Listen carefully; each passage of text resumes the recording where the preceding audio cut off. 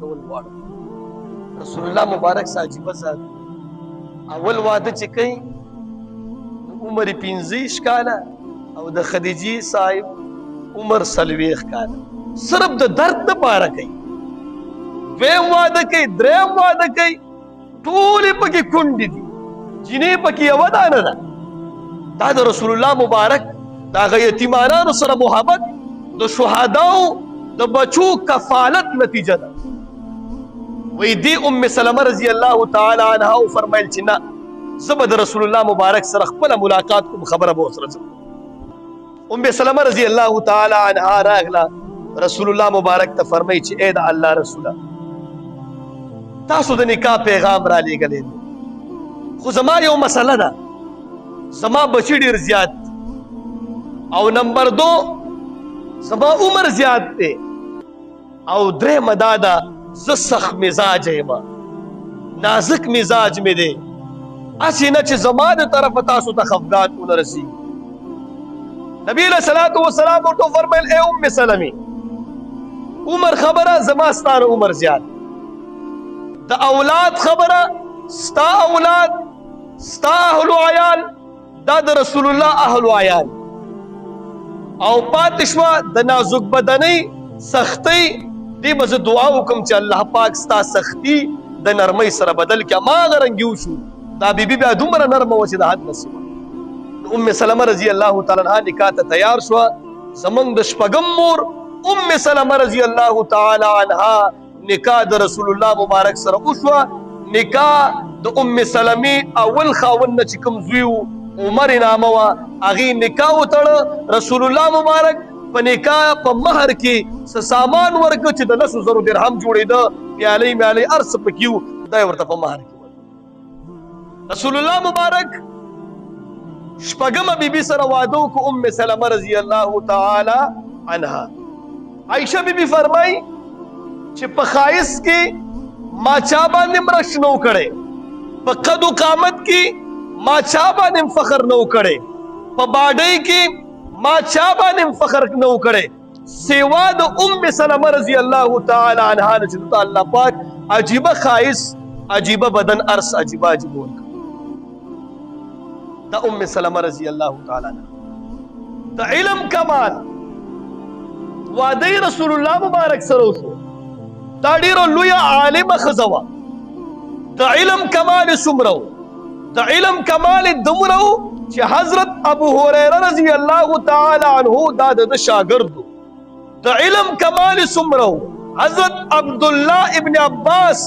رضی الله تعالی عنهما چې مفسر قرآن ورته ویلی کېږي د شاګرد و. د علم کمال حضرت عمر رضی الله تعالی عنه د شاګرد و. د علم کمال حضرت عبدالله ابن عمر رضی الله تعالی عنه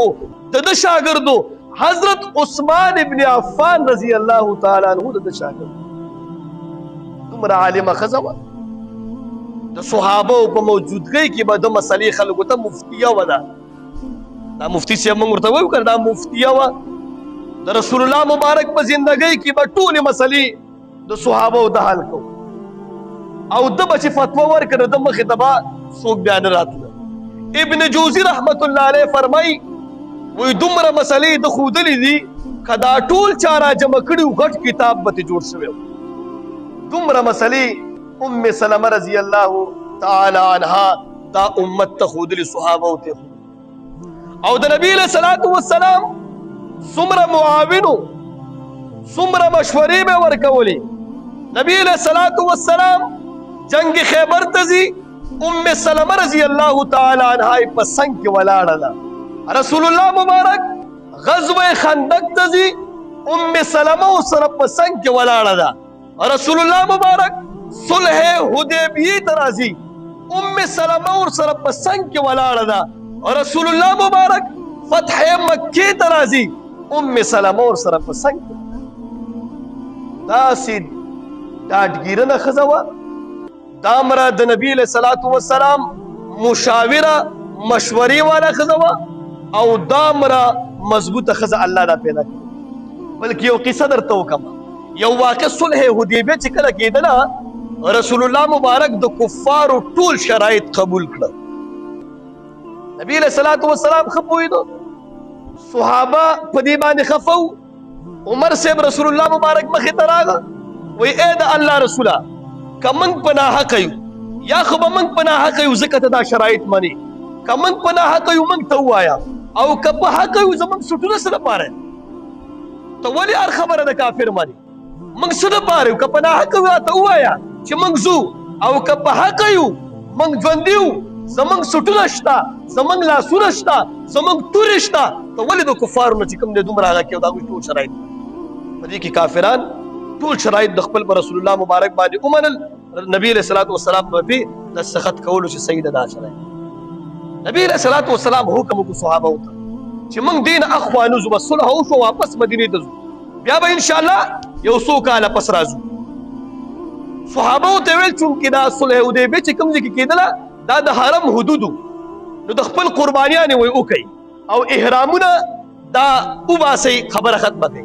یو ځل صحابه ته ویل صحابه خبره ونه منله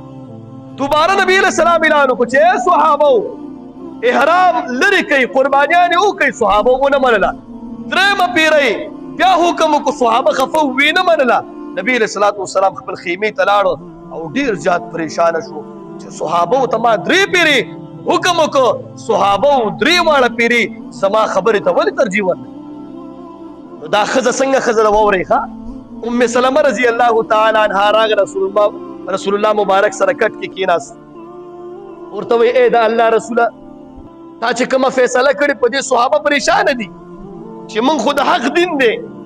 من قربانی ته تیار یو من بچی یتیمانان کولې شو خزي کونډې کولې شو بدن نه غوښې کټ کولې شو ولې ته دا غو شرایط من وی صحابه پریشان دي ته زما یو خبره ومنه وی د څه وکړه شوزه اول قربانی ته چالو کا اول احرام ته لري کا ګورئ مشوره ورکا نبی علیہ السلام بهر وته قربانی چالو کا احرام لري کو ټول صحابه د خپل قربانیان چالو کا احرام لري دومره غټه مسله الله پاک د ام سلمہ رضی الله تعالی عنها په خبره باندې داغه په مشورې باندې لري دا داسې بیبي وا دا وفات څنګه شو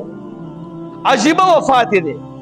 عجیبه درد سره دا وفات کیږي عزیزانو چې کله نبی علیہ السلام یو کمرې کې ورځ داسې ناستو ام سلمہ رضی الله تعالی عنها ورغلا او دی حسین رضی الله تعالی عنہ ځان سره نیولیو چغي والی اور چې نبی علیہ الصلوۃ والسلام ته دا راغلو ورته یا رسول الله ته ولې جاړي وای ما ته اوس فرشتہ راغلا چې ستا امتیان با حضرت حسین رضی الله تعالی عنہ دا شهید کړي په دې باندې راته درد را نو ګوره چې مرګ کې څنګه کیږي بیګای خوب لیدلې ده رسول الله مبارک ورته په خوب کې راغله چې په نن ورځ باندې زمان وسه حضرت حسین رضی الله تعالی عنہ زما امتیانو شهید کړي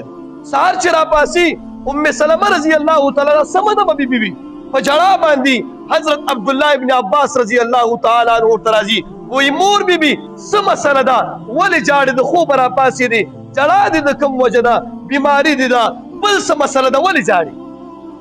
ام سلمہ رضی الله تعالی عنها فرمای وی بیگا رسول الله مبارک زما په خوب کې راغلو او ماته عرض ک چې زما امتیانو حضرت حسین رضی الله تعالی عنہ ونن ورځ باندې شهید کړي دي او د بداخيري کولی یا الله عراق والا تبا کې ام سلمہ رضی الله عنها بداخيري کولی پام دغه کې دا غد دنیا نه رحلت کو انا لله و انا الیه راجعون د حسین رضی الله تعالی په خبره باندې کله وفات شوی دا ټول بیبیانو کې اخره کې دا وفات شوی دا روایت مختلف دي امام بخاری رحمت الله علیه په تفسیر کبیر کې لیکي چې په 58 هجری کې د وفات شوی دی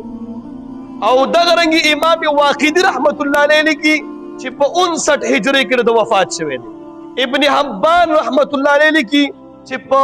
61 هجری کې د وفات شوی دی او دغه رنګ ابو نعیم لیکي چې په 62 هجری کې شوی دی او یو روایت دا چې راجح روایت دی او چې په 64 هجری کې دا وفات شوی 84 سال د عمر او د جماد الثانی میاشوا چې حضرت ام سلمہ رضی الله تعالی عنها دی دنیا نه رحلت کو او دنیا پر حسن جنازه چاوکا جنازه حضرت ابو هريره رضی الله تعالی عنہ د شاګرد خاص په ټولو صحابو کې